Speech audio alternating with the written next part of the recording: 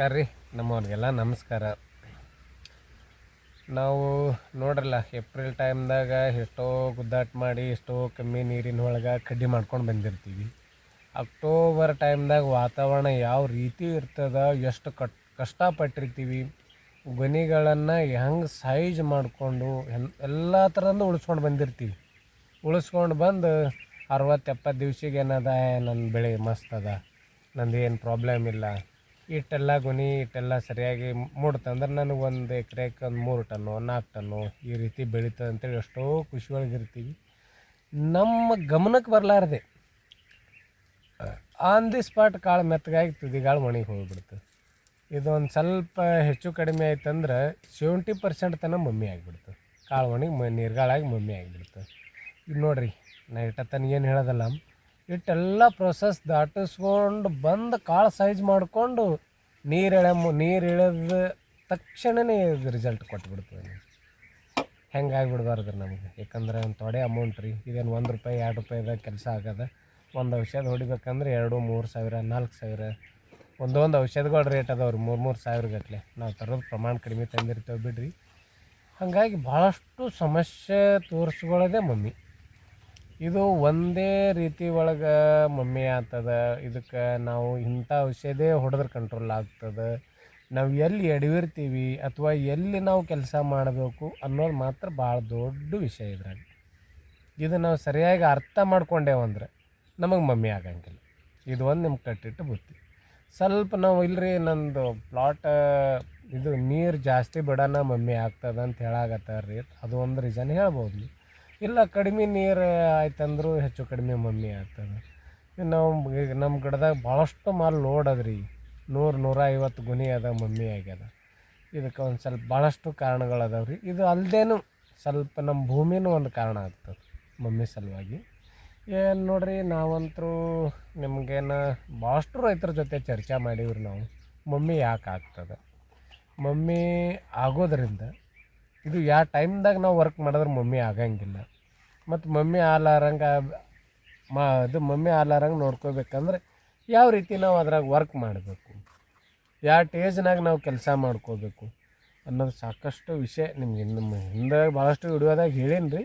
ಆದರೂ ಸ್ವಲ್ಪ ಮಮ್ಮಿ ಸಲುವಾಗಿ ಜಾಸ್ತಿ ಫೋನ್ಗಳು ಹಚ್ಚಿ ನೀವು ಕೇಳಾಗತ್ತನ ಈ ವಿಡಿಯೋ ಅನಿವಾರ್ಯ ಆಗಿಬಿಡ್ತು. ಯಾಕಂದ್ರೆ ಒಟ್ಟು ಫೋನ್ ರಿಸೀವ್ ಮಾಡಿ ಮಾತಾಡೋದು ನನಗೂ ಆಗಂಗಿಲ್ಲ, ನನ್ನೂ ಕೆಲಸಗಳು ಇರ್ತಾವೆ ರೀ. ನಾವೊಬ್ಬ ರೈತ, ನಾ ಏನು ಮೇಸ್ತ್ರಿ ಅಲ್ಲ, ನಾ ರೈತ. ನನ್ನ ಪ್ಲಾಟ್ನಾಗ ಏನು ಆಗಿರ್ತದಲ್ಲ ಅದನ್ನು ಅಟ್ಟೆ ನಿಮಗೆ ಹೇಳ್ಕೋತ ಹೋಗಿರ್ತೀನಿ. ಅದನ್ನು ನೀವು ತಿಳ್ಕೊಂಡು ನಿಮ್ಮ ಪ್ಲಾಟ್ ಒಳಗೆ ನಾ ಹೇಳಿದ ಔಷಧಿ ಹೊಡೀರಿ ಅಂತ ಹೇಳಂಗಿಲ್ಲ.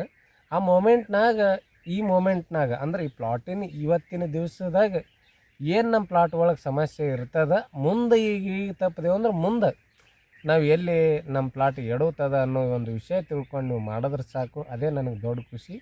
ಈಗ ನೋಡಿರಿ, ಮಮ್ಮಿ ಸಲುವಾಗಿ ನಾವು ಭಾಳ ಈಗ ನಾವು ಚಾಟ್ನಿ ಆದ ನಂತರನೇ ವರ್ಕ್ ಚಾಲೂ ಆಗಿರ್ತದೆ ಅಂತ ತಿಳ್ಕೊರಿ. ಯಾಕಂತಂದ್ರೆ ಲಾಸ್ಟಿಗೆ ಹೋಗೋಣ ಮಮ್ಮಿ ಟೀಜಿಗೆ ಹೋಗೋಣ, ಮಮ್ಮಿ ಔಷಧ ಹೊಡ್ಕೊಂಡ್ರೆ ಆಯ್ತು ತಗೋತಾನಪ್ಲೆ ಇಲ್ಲರಿ. ಇದು ಮಮ್ಮಿದು ನಾವು ಭಾಳಷ್ಟು ಮೊದಲಿನ ಹಿಡ್ಕೊಂಡೇ ಹೋಗ್ಬೇಕಾಗ್ತದೆ. ವಿಶೇಷವಾಗಿ ಇದಕ್ಕಂತರೂ ನಾವು ಸೆಟ್ಟಿಂಗ್ ಮಾಡ್ಕೊತೀವಲ್ರಿ. ಕಾಳು ಫ್ಲವರಿಂಗ್ ಮುಗಿದು ಕಾಳು ಸೆಟ್ ಆದ ಬಳಿಕ ಒಂದು ಸ್ವಲ್ಪ ಕಾಳು ಸೈಜ್ ಆಗಲಿ ಅಂಥೇಳಿ ನಾವೇನದ ಒಂದು ಮಾಡ್ಕೊತೀವಲ್ಲ, ಆ ಆದ ತಕ್ಷಣವೇ ಕೆಲಸ ಚಾಲೂ ಆಗಿಬಿಟ್ಟಿರ್ತದೆ. ನಾವು ಅದೇ ರೀತಿ ಮಾಡ್ಕೊಂಡಿವ್ರಿ. ಈಗ ಹೋದ ವರ್ಷ ಹಿಡ್ಕೊಂಡು ಮೊದಲಂತರೂ ಸ್ವಲ್ಪ ಹೆಚ್ಚು ಕಡಿಮೆ ಮಾಡ್ಕೊಂಡಿವಿ, ಎಡವೀವಿ. ಹೇಳಾಗತ್ತೀನಲ್ರಿ, 40% ತನಕ ನನ್ನಲ್ಲಿ ಮಮ್ಮಿ ಕಾಣಿಸ್ಕೊಂಡದು. ಮೇಲೆ ಬೆಳೀತಿದ್ದೆ, ಲಾಸ್ಟಿಗೆ ಅನ್ನೋದು ಮಮ್ಮಿ ಒಳಗೆ ಹಾಳಾಗಿ ಹೋಗ್ಬಿಡ್ತಿತ್ತು. ಏನು ಮಾಡಿ ಖಾಲಿ ಅದ, ಈ ಮಮ್ಮಿ ಒಂದು ಉಳಿಸ್ಕೋಬೇಕಾದ್ರೆ ಏನು ಮಾಡಬೇಕು ಅಂತೇಳಿ ಒಂದು 4-5 ವರ್ಷದಿಂದ ಗುದ್ದಾಟ ಮಾಡ್ಕೋತ ಈ ವರ್ಷಕ್ಕೆ ಏನು ತಂದೀನಿ ರೀ, 2%, 1% ಅಥವಾ 2%. ಒಂದು ಪ್ಲಾಟ್ನಾಗ ಮಮ್ಮಿ ಆಗೈತೆ ರೀ, ಇನ್ನೊಂದು ಪ್ಲಾಟ್ನಾಗ ಇಲ್ಲ. 1-2% ರೀ, ಮತ್ತು ಜಾಸ್ತಿ ಇಲ್ಲ. ಅದು ಹೊಟ್ಟೆ ಅಂದು ಈ ಮುಂದೆ ತಪ್ಪಲು ಇರಲ್ಲಲ್ರಿ, ಹಿಂಗೆ ಹಳದಿಯಾಗಿ ಹೋಗಿರ್ತದಲ್ಲ ತಪ್ಪಲ, ಇಂಥ ಹಳದಿಯಾಗಿ ಹೋದ ತಪ್ಪಲಿಗೆ ಮಾತ್ರ ಸ್ವಲ್ಪ 4 ಕಾಳು ಕಾಣಿಸಾಗತ್ತದ. ಮತ್ತು ಅದು ಇನ್ನೊಂದು ಅದಕ್ಕೆ ಸಮಸ್ಯೆಗಳು ಹೇಳ್ಕೋತ ಬರ್ತೀನಿ ರೀ. ಅದನ್ನು ಆ ಸಮಸ್ಯೆಗಳ ಜೊತೆನೇ ನಿಮ್ಗೆ ಅದು ಏನೇನು ಮಾಡ್ಕೋತ ಬಂದಿರ್ತೀನಿ ಅನ್ನೋದು ಹೇಳಿರ್ತೀನಿ ರೀ. ನಾವು ಮೊದಲು ಏನು ಮಾಡ್ತಿದ್ದೇವೆ ರೀ, ಫ್ಲವರಿಂಗ್ ಮುಗಿದ ತಕ್ಷಣವೇ ಏನು ಮಾಡ್ತಿದ್ವಿ, 052-34 ಗೊಬ್ಬರ ಕೊಟ್ಕೊಂತ ಬರ್ತಿದ್ವಿ. 60 ದಿವ್ಸಿಗೆ ಏನಂದ್ರೆ ಗೊಬ್ಬರಗಳು ಹಾಕಿಬಿಡ್ತಿದ್ದೇವ್ರಿ ಎಲ್ಲ ಕ್ಯಾಲ್ಸಿಯಂ ನೈಟ್ರೇಟ್, SOP, DAP ಮತ್ತು ಮಿಕ್ಸ್ ಮೈಕ್ರೋ ಇವೆಲ್ಲ ಭಾಳಷ್ಟು ಹಾಕ್ಕೊಂಡು ಬಿಡ್ತಿದ್ವಿ. ಅದೇನಾಗಿಬಿಡ್ತಿತ್ತು, ಒಂದು ಹಂತಕ್ಕೆ ಬೆಳ್ಕೊಂತ ಬಂದುಬಿಟ್ಟಿರ್ತದೆ. ಇವೆಲ್ಲ ಕೂಡಿಸಿ ಹಾಕ್ಬೇಕಾದ್ರೆ ಒಂದು ಗಿಡಕ್ಕೆ 300-400 ಗ್ರಾಮ್ ಆಗಿಬಿಡ್ತದೆ. ನಾವು ಏನಾಗಿಬಿಡ್ತದೆ, ಒಮ್ಮೆ 300-400 ಗ್ರಾಮ್ ಅಂದ್ರೆ ಗುಂಡಿಗೊಂದು 150-100 ಗ್ರಾಮ್ ಬಡ ಹಾಕ್ತಿದ್ದೀವಿ ಮೊದಲು. ಅದೊಂದು 300 ಗ್ರಾಮ್ ಆಗಿಬಿಡ್ತಿತ್ತು.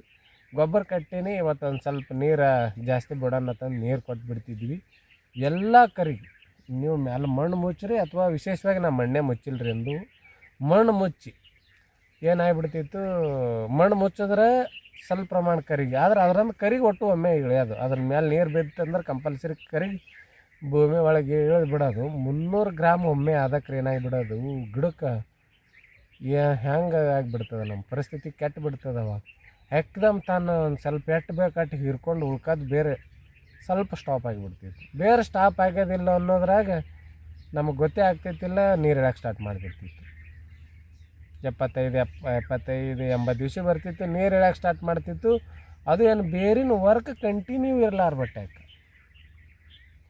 ಒಟ್ಟು ಕಾಳುಗಳಿಗೆ ಆಹಾರ ತಪ್ಸೋದಾಗಂಗಿಲ್ಲ. ಈಗ ನೋಡಿರಿ, ಇದು ಕಡ್ಡಿದಿಂದ ಮ್ಯಾಲಿನ ಕಾಳುಗಳಿಗೆ ಒಟ್ಟು ಆಹಾರ ಸಪ್ಲೈ ಮಾಡ್ತಿತ್ತು, ತುದಿ ಗೊನೆಗೆ ಆಹಾರ ಸಪ್ಲೈ ಆಗಂಗಿಲ್ಲ. ಕಾಳು ಇರ್ತದೆ, ಆದ್ರೆ ಆಹಾರ ಸಪ್ಲೈ ಇರೋಂಗಿಲ್ಲ. ಅದಕ್ಕೆ ಅವನು ನೋಡ್ರಿ, ನೀವು ಅವಾಗ ನೋಡಿರಿ, ಆ ತುದಿ ಕಾಳು ಸಣ್ಣೇ ಇರ್ತಾವೆ. ಯಾಕಂತಂದ್ರೆ ಅವು ಮೇಲೆ ಹಿರ್ಕೊಂಡಿರ್ತಾವೆ, ತುದಿ ಕಾಳಿಗೆ ಅದು ಆಹಾರ ಕಳಿಸ್ಬೇಕಂದ್ರೆ ಟೈಮ್ ಕಮ್ಮಿ, ಕೆಳಗೆ ಬೇರೆ ವರ್ಕ್ ಬಿಟ್ಟಿರ್ತದೆ. ಹಾಗಾಗಿ ಈ ಸಮಸ್ಯೆ ತೋರಿಸ್ಕೊಂಡು ನೀರು ಇಳೋ ಟೈಮ್ದಾಗ ಆಟೋಮೆಟಿಕ್ ಅದು ಮಮ್ಮಿಯಾಗಿ ಹೋಗ್ಬಿಡ್ತದೆ. ಅದಕ್ಕೆ ನಾವೇನು ಮಾಡ್ಕೊಂಡಿವ್ರಿ, ಬೇರಂತರ ಒಟ್ಟು ಕಂಟಿನ್ಯೂ ಆ್ಯಕ್ಟಿವ್. ಈಗ ನಾವು ಚಾಟ್ನಿ ಹೊಡೆದಾಗಿನ ಹಿಡ್ಕೊಂಡು, ಯಾಕಂದ್ರೆ ಸ್ವಲ್ಪ ಬೇರೆ ಆ್ಯಕ್ಟಿವ್ ಇರಲಿ ಅಂದ್ರೆ ಗೊನೆ ಕರಗ್ತದೆ. ಮುಂದೆ ಒಂದು ಸ್ವಲ್ಪ ಬೇರೆ ಆ್ಯಕ್ಟಿವ್ ಕಳ್ಕೊತಂದ್ರೆ ಕೆನೋಪಿ ಓಡಂಗಿಲ್ಲ. ಮುಂದೆ ಏನದ ಬೇರೆ ಆ್ಯಕ್ಟಿವ್ ಇದ್ದಿತ್ತಿಲ್ಲ ಅಂದ್ರೆ ಫ್ಲವರಿಂಗ್ ಟೇಜ್ನಾಗ ಜಾಸ್ತಿ ಉದುರಿಸ್ಕೊತದೆ. ಮುಂದೆ ಏನದ ನಾವು ಸ್ವಲ್ಪ ಬೇರೆ ಆ್ಯಕ್ಟಿವ್ ಇಟ್ಕೊಲಿಲ್ಲ ಅಂದ್ರೆ ಕಾಳು ಸೈಜಿಗೆ ಬರೋಂಗಿಲ್ಲ. ಇದು ಒಂದು ಸಮಸ್ಯೆ ಬರ್ತದೆ ರೀ.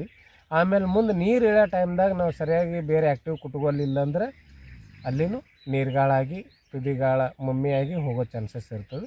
ಮುಂದೆ ನಾವು ಈ ಕಡೆ ಶುಗರ ಕಲ್ಲರ್ ಅಂತೀವಲ್ಲ, ಆ ಟೈಮ್ದಾಗೂ ನಮಗೆ ಬೇರೆ ಆ್ಯಕ್ಟಿವ್ ಬೇಕು. ಯಾಕಂದ್ರೆ ನೀರು ಕಮ್ಮಿ ಮಾಡ್ತಿರ್ತೀವಿ, ಆ ಟೈಮ್ದಾಗ ಅವಾಗೂ ನೀರು ಇದು ಅನ್ನೋದು ಬೇರೆ ಆ್ಯಕ್ಟಿವ್ ಬೇಕು. ಅಂದ್ರೆ ನಾವು ಇದರ ಅರ್ಥ ಏನಾಗಿಬಿಡ್ತು, ನಾವು ಬೇರಿನ ಸಲುವಾಗಿ ಏನು ಮಾಡಬೇಕು, ಕಂಟಿನ್ಯೂ ಬೇರೆ ಆ್ಯಕ್ಟಿವ್ ಇರಬೇಕಾದ್ರೆ ಏನು ಮಾಡಬೇಕು ಅನ್ನೋದ್ರ ಬಗ್ಗೆ ಸಾಕಷ್ಟು ಮಾಹಿತಿ ತಿಳ್ಕೊಂಡು ಅದೇನು ನಾವು ಮಾಡ್ಕೊತ ಬಂದೇವ್ರಿ ಬೇರಿನ ಸಲುವಾಗಿ. ಇದಕ್ಕೇನು ಬೇರಿನ ಸಲುವಾಗಿ ಅಂತರೂ ನಾನು ನಿಮಗೆ ಪ್ರತಿ ವರ್ಷ ಹೇಳ್ತಿದ್ದೆ ರೀ, ತಿಂಗಳಿಗೊಮ್ಮೆ ನೇಚರ್ ಡ್ರಿಪ್ಪಾರೇ ಆಗಲಿ, ಒಟ್ಟು ಬೇರೆ ಆ್ಯಕ್ಟಿವ್ ಮಾಡುವಂಥದ್ದು ಯಾವುದೇ ರೀತಿಯಾದ ನೀವು ಕೊಡ್ರಿ ಅಂತ ಹೇಳ್ತಿದ್ದೆ. ಈ ವರ್ಷ ಅಂತರೂ ಆ ನೇಚರ್ ಡ್ರಿಪ್ಪೇ ನೋಡೇ ಇಲ್ಲ ನಾನು. ಏನು ಔಷಧ ಅಂಗಡಿಯಾಗ ನೋಡೀನಿ ರೀ, ಮಾತ್ರ ನಾನು ತಂದಿಲ್ಲ. ಒಮ್ಮೆ ಬಿಟ್ಟೀನಿ ರೀ, ಒಮ್ಮೆ 17-18ನೇ ದಿವ್ಸಕ್ಕೆ ಒಮ್ಮೆ ಬಿಟ್ಟೀನಿ ರೀ. ಯಾಕಂದ್ರೆ ವಾಸ್ ತೆಗ್ದಿದ್ದೆ, ಸ್ವಲ್ಪ ಬೇರೆ ಆ್ಯಕ್ಟಿವ್ ಆ ಟೈಮ್ದಾಗ ಸ್ವಲ್ಪ ಮಳೆ ಇರಲಿಲ್ಲ ನಮ್ಮಲ್ಲಿ. ಆ ಟೈಮ್ದಾಗ ಸ್ವಲ್ಪ ಬೇರ್ಗಿನ ಕೆನೋಪಿ ಸ್ವಲ್ಪ ಸ್ಲೋ ಬರಾಗತ್ತಿತ್ತು, ಬೇರ್ಗಿನ ಆ್ಯಕ್ಟಿವ್ ಕಳ್ಕೊಂಡದೇನೋ ತಂದು ನಾ ಏನು ಮಾಡಿದ್ರಿ, ಅವಾಗ ಒಮ್ಮೆ ಕೊಟ್ಟೀನಿ ರೀ. 2 ಎಕರೆಗೆ 200 ಗ್ರಾಮಿನ ಕೊಟ್ಟಿರ್ಬೇಕು ನಾ. ಅವಾಗೊಮ್ಮೆ ಕೊಟ್ಟಂಗೆ ಇನ್ನೂವರೆಗೂ ಬೇರೆ ಆ್ಯಕ್ಟಿವ್ ಸಲುವಾಗಿ ನಾ ಕೆಲಸನೇ ಮಾಡಿಲ್ಲ. ನಾ ಮನೆಯೊಳಗೆ ಏನು ತಯಾರು ಮಾಡ್ಕೊಂಡಿದ್ದೆನಲ್ಲ ಗೊಬ್ಬರ ಔಷಧಿಗಳು, ಅದರದಿಂದೇ ನನಗೇನದ ಬೇರೆ ಇನ್ನೂವರೆಗೂ ಹೆಲ್ದಿ ಅದಾವೆ ರೀ. ನನ್ನ ಹೊಲ್ದಾಗ ಎಲ್ಲಿ ಹಡ್ಡಿದ್ರು ಇನ್ನೂ ವೈಟ್ ಬೇರು ಸಿಗ್ತಾವೆ ಹಸಿ ನೆಲದಾಗ. ಯಾಕಂದ್ರೆ ನೀರು ಕಡಿಮೆ ಮಾಡಿರ್ತೀವಿ, ಈಗ ಹಸಿ ನೆಲದಾಗ ಬೇರು ಸಿಗ್ತಾವೆ. ಇದು ಒಂದು ನನಗೆ ಪ್ಲಸ್ ಪಾಯಿಂಟ್ ಆಯಿತು ಈ ವರ್ಷ. ಬೇರೆ ಕಂಟಿನ್ಯೂ ಆ್ಯಕ್ಟಿವ್ ಇಡೋದ್ರಿಂದ ನನಗೆ ಮಮ್ಮಿ ಆಗಲಿಲ್ಲ. ಆಮೇಲೆ ಜಾಸ್ತಿ ನಾವೇನದ ಗೊನೆ ದೇಟ್ ಏನು ಇರ್ತದಲ್ಲ ರೀ, ನನ್ನ ಅನುಭವ ಪ್ರಕಾರ ಹೇಳಾಕತ್ತೀನಿ ರೀ, ಗೊನೆ ದೇಟ ಹಿಂಗೆ ಚಪ್ಪಟ್ಟೆ ಆಕಾರವಾಗಿರ್ಬಾರ್ದು, ರೌಂಡ್ ಇರಬೇಕು. ನೀವು ಮಮ್ಮಿ ಆಗಿತ್ತಂದ್ರೆ ಆ ಜಾಗಕ್ಕೆ ಹೋಗಿ ನೋಡಿರಿ, ಚಬಟ್ ಇರ್ತದೆ, ಚಪ್ಪಟ್ಟೆ ಆಕಾರ ಇರ್ತದೆ. ಆ ಚಪ್ಪಟ್ಟೆ ಆಕಾರ ಇರಬಾರ್ದು. ಅದ್ರ ಸಲುವಾಗಿ ನಾವು ಏನು ಮಾಡ್ಬೇಕು ರೀ, ಇದಕ್ಕೆ ಬೇಕಾದದ್ದು ಜಾಸ್ತಿ ಕ್ಯಾಲ್ಸಿಯಮ್. ನಾವು 45-50 ದಿವಸ ನೆಟ್ಟಿಗೆ ಎಲ್ಲ ಮುಗಿಸಿರ್ತೀವಿ. ಒಂದು 3 ಸಾರಿ ಕ್ಯಾಲ್ಸಿಯಮ್ ಮೇಲೆ ಸ್ಪ್ರೇ ತೊಗೊಂಡಿರ್ತೀವಿ. ಆಮೇಲೆ ಅವಾಗೆ ಚಾಲೂ ಮಾಡಿರ್ತೀವಿ ನಾವು ಬಾಳೆ ಗಿಡ ಕಡೆಯೋದು, ಪೀಸ್ ಮಾಡೋದು, ಬೆಲ್ಲ, ಬಾಳೆ ಗಿಡ, ಪೊಟ್ಯಾಶ್ ವಿತ್ ಕ್ಯಾಲ್ಸಿಯಮ್ ಎರಡೂ ಮಿಕ್ಸ್ ಮಾಡ್ಕೊತ. ಇದು ಅಲ್ಲದೆ ಮತ್ತು ಬೇರೆ ಭಾಳಷ್ಟು ಅದಾವ್ರಿ, ನಿಮ್ಗೆ ಅದ್ರ ಬಗ್ಗೆ ಡೀಟೇಲಾಗಿ ಹೇಳ್ತೀನಿ ರೀ. ನಾ ಬಾಳೆ ಗಿಡ, ಬೆಲ್ಲ ಮತ್ತು ಅದು ಕಡಿದು ನೀರೊಳಗೆ ನೆನೆ ಹಾಕಿ 10 ದಿವಸ ಆಗನ ಡ್ರಿಪ್ ಮುಖಾಂತರ ಬಿಡ್ತೀವಿ ನಾವು. ಅದು ಭಾಳಷ್ಟು ಹೆಲ್ಪ್ ಮಾಡ್ಯದ ನನಗೆ. ಅದು ಒಂದೇ ರೀತಿ ಮಾಡೋಂಗಿಲ್ಲ, ವಿಡಿಯೋನೇ ಮಾಡಮಂತ್ರಿ ಅದ್ರ ಸಲುವಾಗಿ. ಅದು ಪ್ರತಿ 10 ದಿವ್ಸಕ್ಕೊಮ್ಮೆ ಕೊಟ್ಕೊಂತ 4 ಸರಿ ಕೊಟ್ಟೀನಿ ರೀ ನಾ ಈ ವರ್ಷ ನನ್ನ ಡ್ರಿಪ್ನಾಗ. ಅದರದಿಂದ ಮಮ್ಮಿನೂ ಕಾಣಿಸ್ಕೊಲಿಲ್ಲ, ಕಲರು ಸಮಸ್ಯೆ ಆಗಲಿಲ್ಲ. ಆಮೇಲೆ ಹೊರಗಿನ ಒಳಗಿನ ನೆರಳಾಗಿದ್ದಂಥ ಗೊನೆ ಅಥವಾ ಮ್ಯಾಲಿರುವಂಥ ಗೊನೆ ಒಂದು ಲೆವೆಲ್ ಕಲರ್ ಬರ್ಲಿಕ್ಕೆ ಸಾಧ್ಯ ಆಯಿತು. ಇದು ಒಂದು ಆ್ಯಂಗಲ್ ರೀ. ಆಮೇಲೆ ಇನ್ನೊಂದು ಏನು ಮಾಡಿದೆ ರೀ, 46-47ನೇ ದಿವ್ಸ ಕಂಪಲ್ಸರಿ 2 ವರ್ಷ ಆಯ್ತು ರೀ ನಾ ಕ್ಯಾಲ್ಸಿಯಂ ಪ್ಲಸ್ ಕೊಡಾಕತ್ತೀನಿ ರೀ, ಗ್ರೀನ್ ಕೇರ್ ಕಂಪ್ನಿ ಅವ್ರದ್ದು. ಇದು 2.5 ಲೀಟ್ರ್ ಕೊಡ್ತೀನಿ ರೀ 1 ಎಕರೆಕ್ಕೆ. ಆಮೇಲೆ ಇನ್ನೊಬ್ಬರು ರೈತರು ಹೇಳಿದ್ರು ನನಗೆ, ಅದು 2.5 ಲೀಟ್ರ್ ಅವ್ರದ್ದು ಮಮ್ಮಿ ಅಂದ್ರೇನು ರೀ ಭಾಳ ಅಂದ್ರೆ ಭಾಳ ಮಮ್ಮಿ ಆಗ್ತಿತ್ತಂತ. ಅವ್ರು ಕುತ್ಕೊಂಡು ಪ್ಲ್ಯಾನ್ ಹಾಕ್ಯಾರ ನೋಡ್ರಿ. ರೈತರು ಎಷ್ಟು ಶಾಣೆ ಇರ್ತಾರೆ, ಕುತ್ಕೊಂಡು ಪ್ಲ್ಯಾನ್ ಹಾಕ್ಯಾರ. ಈಗ ಅವ್ರ ಪ್ಲಾಟ್ನಾಗ 20-30% ಮಮ್ಮಿ ಆಗ್ತದೆ ಅಂತ ಹೇಳ್ತಿದ್ರು. ಅದಕ್ಕೆ ಕ್ಯಾಲ್ಸಿಯಂ ಪ್ಲಸ್ ಬಿಟ್ಟೋದ್ರಿಂದ ಅವ್ರಿಗೆ ಮಮ್ಮಿ ಪ್ರಮಾಣ ಭಾಳಷ್ಟು ಕಡಿಮೆ ಕಾಣಿಸ್ಕೊಂಡದಂತ. ಮತ್ತು ಈಗ ನನ್ನಲ್ಲಿ ಭಾಳ ಕಾಣಿಸ್ತದೆ, 80% ಥರ ಕಾಣಿಸ್ತದೆ. ಇದಕ್ಕನ್ನ ಡಬಲ್ ಯಾಕೆ ಬಿಡಬಾರ್ದು, ಏನಾಗ್ತದೆ ಇದರದಿಂದ ಅಂತ ತಿಳ್ಕೊಂಡ್ರೆ ಆರ್ಗ್ಯಾನಿಕ್ ಬೇಸ್ಡ್ ಅದ. ಅದೇನು ಆರ್ಗ್ಯಾನಿಕ್ ಬೇಸ್ಡ್ ಹೆಚ್ಚು ಬಿಟ್ಟರು ಏನೂ ಆಗಂಗಿಲ್ಲ, ಕಮ್ಮಿ ಬಿಟ್ರೆ ರಿಸಲ್ಟ್ ತೋರಿಸಂಗಿಲ್ಲ. ಅದಕ್ಕೆ ಅವರು 1 ಎಕರೆಗೆ 5 ಲೀಟ್ರ್ ಕೊಟ್ಕೊಂಡಾರ್ರಿ ಅವ್ರು. ಅಂದ್ರೆ ನಾವು 2 ಎಕರೆಗೆ 5 ಲೀಟ್ರ್ ಕೊಡ್ತೀವಿ, ಅವರು 1 ಎಕರೆಗೆ 5 ಲೀಟ್ರ್ ಕೊಟ್ಟರು. ಕೊಟ್ಟು ಏನು ಮಾಡ್ರೆ 2 ಟೈಮ್ ಕೊಟ್ಟಾರ್ರಿ ಅವ್ರು ಕಂಪಲ್ಸರಿ. 75 ದಿವ್ಸಕ್ಕೊಮ್ಮೆ ಕೊಟ್ರೆ, 47 ದಿವ್ಸಕ್ಕೊಮ್ಮೆ ಕೊಟ್ರೆ. ಅವರಲ್ಲಿ ಈ ವರ್ಷ ಮಮ್ಮಿನೇ ಕಾಣಿಸೇ ಇಲ್ಲ ಅಂತ. ಆಮೇಲೆ ಬಾಳೆ ಗಿಡದ್ದು ಬಿಟ್ಕೊಂಡ್ರತ್ತ. ಈ ರೀತಿ ನಾವು 2 ಟೈಮ್ ಕ್ಯಾಲ್ಸಿಯಂ ಪ್ಲಸ್ ಕೊಡೋದ್ರಿಂದ ನನಗೆ ಮಮ್ಮಿ ಆಗಿಲ್ಲ. ಆಮೇಲೆ ಇನ್ನೊಂದು ಏನಾಗ್ಬಿಡ್ತದೆ ರೀ, ನಾವು ಗೊಬ್ಬರ ಕಟ್ಟೋರು ಏನು ಮಾಡ್ತೀವಿ ರೀ, ಮಿಕ್ಸ್ ಮೈಕ್ರೋ ಫಸ್ಟ್ ಟೈಮ್ ಕಟ್ಬಿಟ್ಟಿರ್ತೀವಿ ಚಾಟ್ನಿ ಟೈಮ್ದಾಗ. ಆಮೇಲೆ ಮುಂದೆ ಒಮ್ಮೆ ನೀರು ಇದು 60-70ನೇ ದಿವಸ ಗೊಬ್ಬರ ಏನು ಕಟ್ತಾರಲ್ಲ ರೀ, ಆ ರೀತಿ ಆ ಟೈಮ್ದಾಗೂ ಗೊಬ್ಬರ ಹಾಕ್ಕೊಂಡು ಬಿಟ್ಟಿರ್ತೀವಿ. ಅವಾಗೂ ಮಿಕ್ಸ್ ಮೈಕ್ರೋ ಹಾಕ್ಕೊಂಡು ಬಿಡ್ತೀವಿ. ನಡುವಿನ ಕಾಲಾವಧಿ ಒಳಗೆ ಒಮ್ಮೆ ಬಿಟ್ಟೇವಂದ್ರೆ ಒಟ್ಟು ಭೂಮಿಯಾಗ ಹಿಂಗೆ ಅದು ನೀರು ಜಾಸ್ತಿ ಬಿಡ್ತಿರ್ತೀವಿ, ಕಾಳು ಸೈಜ್ ಆಗಿಲ್ಲತ್ತಂದು ಎಲ್ಲೋ ದೂರ ಹರಿದು ಹೋಗಿಬಿಡ್ತದೆ. ಆಮೇಲೆ ಕೆಲವೊಂದು ಟೈಮ್ದಾಗ ನಾವು ಕೊಡುವಂಥ ಮ್ಯಾಲಿನ ಗೊಬ್ಬರ, ಕೆಳಗಿನ ಮ್ಯಾಲೆ ಹೊಡೆಯುವಂಥ ಸ್ಪ್ರೇಗಳು, ಕೆಳಗಿನ ಗೊಬ್ಬರ ಹೆಚ್ಚು ಕಡಿಮೆ ಆಗಿ ಬೇರ್ಗಳು ನ್ಯೂಟ್ರಲ್ ಅದು ಅಂದ್ರೆ, ಅಥವಾ ನಾವು ಕೊಟ್ಟಂಥ ಔಷಧ ಕೆಲವೊಂದು ಡ್ರಿಪ್ನಾಗ ಕೊಡೋರೆ ನ್ಯೂಟ್ರಲ್ ಆಗಿಬಿಡ್ತಾವೆ ರೀ. ಮೊನ್ನೆ 1 ಚೀಲ ಗೊಬ್ಬರ ಕೊಟ್ಟಿನಿ, ಏನೂ ಕೆಲಸ ಆಗಿಲ್ಲ ನೋಡು ಅಂತ ನಾವು ಅಂತೀವಿ. ಆದ್ರೆ ಅಲ್ಲಿ ಆಗೋದೇ ಬೇರೆ ಆಗಿರ್ತದೆ. ನಾವು ಕೊಡೋ ನೀರು ಮತ್ತೊಂದು ಗೊಬ್ಬರ ಕೊಟ್ಟಿರ್ತೀವಲ್ಲ, ಅದನ್ನು ನ್ಯೂಟ್ರಲ್ ಮಾಡಿ ಒಗೆದು ಬಿಡ್ತಂದ್ರೆ ಮುಗಿದೈತಿ, ನಾವು ಏನು ಮಾಡಿ ಖಾಲಿ ಆಗುತ್ತೆ. ಅದಕ್ಕೆ ಅನ್ನೋದು ಅದ್ರ ಕಡೆನೂ ಲಕ್ಷ್ಯ ಇರಬೇಕು. ನೀವು ಯಾವುದೇ ಗೊಬ್ಬರ ಕೊಡ್ರಿ, ನೀವು ಸರ್ಕಾರಿ ಗೊಬ್ಬರ ಕೊಡ್ರಿ, ಆರ್ಗ್ಯಾನಿಕ್ ಗೊಬ್ಬರ ಕೊಡ್ರಿ, ಮಿನಿಮಮ್ 5 ದಿವಸ ಅಂತರ ಇರಬೇಕು. ಇದು ಬಿಟ್ಟೇವಂದ್ರೆ ಅದು ಇನ್ನೊಂದು 5 ದಿವಸ ಅಂತರ ಇರಬೇಕು. ಅದ್ರ ಕೆಲಸ ಮಾಡಿ ಮುಗಿಸಿ ಅದು ಕ್ಲೋಸ್ ಆಗ್ತಿರ್ತದೆ, ಮತ್ತು ಬಿಟ್ಟೇವಂದ್ರೆ ಮತ್ತೆ ಇದ್ರ ಕೆಲಸ ಸ್ಟಾರ್ಟ್ ಮಾಡ್ತವೆ. ಹಾಗಾಗಿ ಏನದ ಆ ರೀತಿ ಮಾಡ್ಕೋತ ಬರುವುದರಿಂದ ಮಿಕ್ಸ್ ಮೈಕ್ರೋ ಏನದ ನಮ್ಮ ಮನ್ಯಾಗ ತಯಾರು ಮಾಡ್ಕೊಂಡಿದ್ದು ಲಿಕ್ವಿಡ್ದಾಗ, ಅದ್ರ ಬಗ್ಗೆ ನಾ ಡಿಟೇಲಾಗಿ ನಿಮ್ಗೆ ವಿಡಿಯೋ ಮಾಡಿ ಹೇಳ್ತೀನಿ ರೀ. ಏಪ್ರಿಲ್ ಟೈಮ್ದಾಗೂ ಭಾಳ ಅಂದ್ರೆ ಭಾಳ ಅವಶ್ಯ ಅದ ಗರ್ಭ ಸೆಟ್ ಮಾಡ್ಕೊಳಕ್ಕೆ. ಅಕ್ಟೋಬರ್ ಟೈಮ್ದಾಗೂ ಭಾಳ ಅಂದ್ರೆ ಭಾಳ ಅವಶ್ಯ ಅದ ರೀ. ಪ್ಲಾಟ್ ಹೆಲ್ದಿ ಮತ್ತು ರೋಗ ನಿರೋಧಕ ಶಕ್ತಿ ಹೆಚ್ಚು ಮಾಡ್ತದೆ. ನಾ ತಯಾರು ಮಾಡಿದಂಥ ಮಿಕ್ಸ್ ಮೈಕ್ರೋ ಏನದಲ್ಲ ರೀ, ಒಟ್ಟು 10 ದಿನಕ್ಕೆ 2 ಎಕರೆಗೆ 10 ಲೀಟ್ರ್ ಕೊಡ್ತಿದ್ದೇನೆ.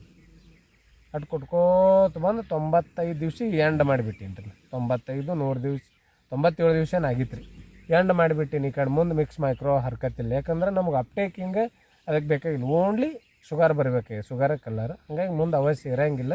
ಮತ್ತು ಅದೇ ಕಂಟಿನ್ಯೂ ಮಾಡ್ಕೋತ ಹೋದೆವು ಅಂದ್ರೆ ಏನಾಗ್ಬಿಡ್ತೀವಿ ರೀ, ಶುಗರ್ ಪ್ರಾಬ್ಲಮ್ ಮಾಡ್ತದಂತ. ಹಾಗಾಗಿ ಅದ್ರ ಕಡೆ ಕೈ ಬಿಟ್ಟು ಅದು ಬಿಟ್ಟೀನಿ. ಪ್ರತಿ 10 ದಿವ್ಸಕ್ಕೆ 10 ಲೀಟ್ರ್ ಬಿಟ್ಕೋತ ಬರೋದರಿಂದ ಗಿಡಕ್ಕೆ ಯಾವುದೇ ಸೂಕ್ಷ್ಮ ಪೋಷಕಾಂಶಗಳು ಮತ್ತು ಲಘು ಪೋಷಕಾಂಶಗಳು ಎರಡು ಒಂದೇ ರೀ. ಆ ಪೋಷಕಾಂಶಗಳು ಏನು ಅದಾವಲ್ಲ, ಆಮೇಲೆ ಪುಲ್ವಿಕಾ ಸಿವಿಡ ಅಮಿನೋ ಒಂದು ಹಾಕ್ಕೊಂಡೀನಿ ರೀ. ಅದ್ರಾಗ ಹಾಕ್ಕೊಂಡು ಅದು ತಯಾರು ಮಾಡ್ಕೊಂಡೀನಿ ರೀ. 200 ಲೀಟ್ರ್ ಬ್ಯಾರಲ್ದಾಗ 200 ಲೀಟ್ರೇ ತಯಾರು ಮಾಡಿಕೊಂಡು ನಾ ಮಾಡೋದ್ರಿಂದ ಏನಾಗ್ಬಿಟ್ಟದ್ರಿ, ಗಿಡಕ್ಕೆ ಯಾವುದೇ ರೀತಿಯಾದಂಥ ಆಹಾರ ಕಡಿಮೆ ಕಡುಗೊಟ್ಟಿಲ್ಲ. ಅದು ಕ್ಯಾಲ್ಸಿಯಂ ಬೇಕಾ, ಹ್ಞೂ ತಗೋ. ಮ್ಯಾಗ್ನೀಷಿಯಮ್ ಬೇಕಾ, ಹ್ಞೂ ತಗೋ. ಜಿಂಕ್ ಬೇಕಾ, ಹ್ಞೂ ತಗೋ. ಪ್ಯಾರಸ್ ಬೇಕಾ, ಹ್ಞೂ ತಗೋ. ಏನು ಬೇಕು, ಪುಲ್ವಿಕ್ ಬೇಕಾ, ಹ್ಞೂ ತಗೋ. ಅಮಿನೋ ಬೇಕಾ, ಹ್ಞೂ ಅದನ್ನೂ ತಗೋ. ಹಿಂಗೆಲ್ಲ ಅದು ಕರೆಕ್ಟಾಗಿ ಪ್ರಮಾಣ ವೈಸ್ ಕೊಟ್ಕೊಂತ ಬಂದುಬಿಟ್ಟದ ನನ್ನ ಗಿಡಕ್ಕೆ. ಅದರಿಂದ ನನಗೆ ಯಾವುದೇ ರೀತಿಯಂಥ ರೋಗಗಳು, ಗಿಡ ಆ್ಯಕ್ಟಿವ್ ಅದ ಮತ್ತು ಬೇರ್ನೂ ಆ್ಯಕ್ಟಿವ್ ಇಟ್ಕೊತದ್ರಿ. ಅದನ್ನು ತಯಾರು ಮಾಡ್ಕೊಂಡಿರುವಂಥ ಮಿಕ್ಸ್ ಮೈಕ್ರೋ ಬೇರ್ನ ಆ್ಯಕ್ಟಿವ್ ಇಟ್ಕೊಳ್ಳೋದ್ರಿಂದ ಏನಾಗ್ಬಿಡ್ತದೆ, ನಮ್ಮಲ್ಲಿ ಯಾವುದೇ ಸೈಡ್ ಎಫೆಕ್ಟ್ ತೋರಿಸ್ಕೊಳ್ಳಂಗಿಲ್ಲ. ಒಂದು ದಿನ ಗಿಡ ಸ್ಲೋ ಆಯ್ತಂದ್ರೆ ಮ್ಯಾಲಲ್ಲಿ 100 ಕಾಳಿಗೆ ಎಫೆಕ್ಟ್ ತೋರಿಸಿರ್ತದೆ. ಒಂದೇ ಒಂದು ದಿನ ಗಿಡ ಬೇರೆ ವರ್ಕ್ ಬಿಡ್ತಂದ್ರೆ ಒಳಗೊಮ್ಮೆ ಏನೋ ಸಮಸ್ಯೆ ಆಗಿರ್ತಾವೆ. ಒಂದು ದಿನ ಬಿಟ್ಟು ಒಂದಿನ ನೀರು ಬಿಡ್ತಿರ್ತೀವಿ, ಆ ಸಮಸ್ಯೆದಿಂದ 3ನೇ ದಿವ್ಸಕ್ಕೆ ನೀರು ಬಿಡ್ತೀವಿ. ಆ ಟೈಮ್ದಾಗೂ ಬೇರೆ ಆ್ಯಕ್ಟಿವ್ ಕಳ್ಕೊಂಡಿರ್ತದೆ. ಅದಕ್ಕೆ ಅಂಥ ಟೈಮ್ದಾಗ ನಾ ಏನು 10 ದಿವ್ಸಕ್ಕೆ 10 ಲೀಟ್ರ್ 2 ಎಕರೆಗೆ ಏನು ಮಿಕ್ಸ್ ಮೈಕ್ರೋ ತಯಾರು ಮಾಡ್ಕೊಂಡು ಕೊಟ್ಟಿನಲ್ರಿ, ಇದರದಿಂದ ಭಾಳ ಅನುಕೂಲ ಆಗ್ಯದ. ಇದೂ ಒಂದು ರೀಸನ್ ಅದ್ರಿ ನನ್ನಲ್ಲಿ. ಮಮ್ಮಿ ಹಾಲಾರ ಕಾರಣ, ಈ ರೀತಿ ಕಲರ್, ಈ ರೀತಿ ಪಲ್ಪ್ ಬರ್ಲಿಕ್ಕೆ ಕಾರಣ ಅದೂ ಒಂದು ರೀಸನ್ ಅದ. ಇದು ಅಲ್ಲದೆ ಏನದ, ಪ್ಲಾಟಿಗೆ ಏನದ ಬೇಕಾದಷ್ಟೇ ಔಷಧಿಗಳು ಕೊಟ್ಕೊತ ಬಂದೀವಿ, ಜಾಸ್ತಿ ಹೊಡೆದಿಲ್ಲ. ಆಮೇಲೆ ನಾವು ಯಥೇಚ್ಛವಾಗಿ ಗೊಬ್ಬರನ ಡ್ರಿಪ್ ಮುಖಾಂತರ ಕೊಟ್ಟಿಲ್ಲ ರೀ.